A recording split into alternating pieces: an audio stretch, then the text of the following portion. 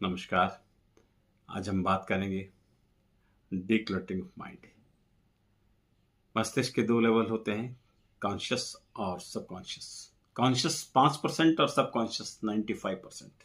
और ये 95% है वो हमारी स्मृतियों का एक तरह से स्टोर हाउस है।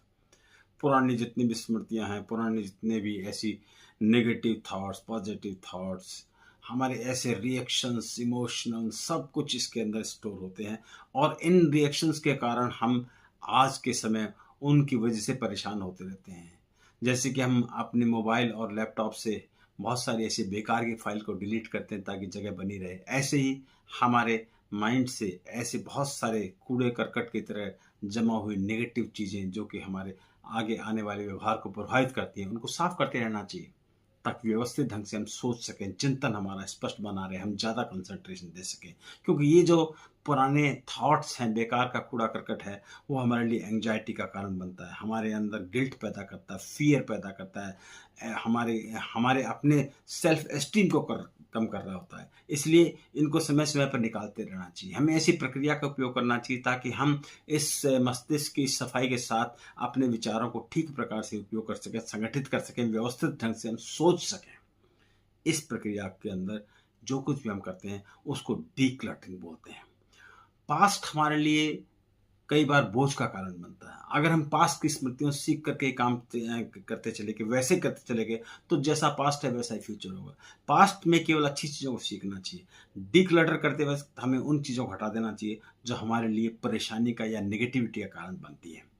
तो एक बहुत ही अच्छी व्यवस्था इसके लिए ये है कि हम सेलेक्टिव तरह से सोचें, सेलेक्टिव तरीके से चीज़ों को ग्रहण करें, सेलेक्टिव तरीके से हमारे जो काम की इन्फॉर्मेशन है उसको स्टोर करें। और जैसे एक पुरानी कहावत है कि एक कान से सुनिए, दूसरे कान से निकाल दीजिए।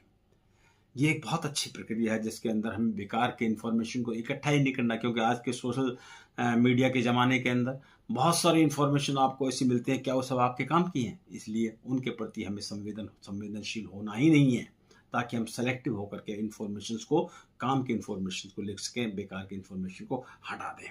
हमें आज पर, इस समय, इस पल के ऊपर ध्यान रखना चाहिए। बेकार की चीज़ों को हमारी प्रायोरिटीज हमारी होनी नहीं चाहिए। वो हमारे लिए एक प्रकार से चैलेंज है जिनको हमें हटाना है। हम अपने बात को दूसरे लोगों से शेयर करें ताकि बोझ कम होता चला जाए।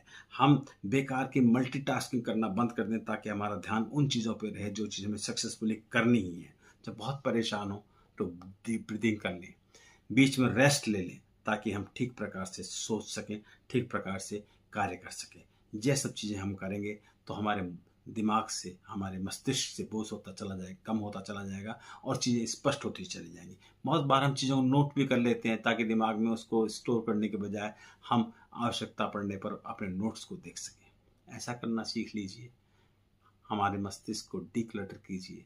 आप पाएंगे कि ज़िंदगी हल्की और बेहतरीन हो जाएगी।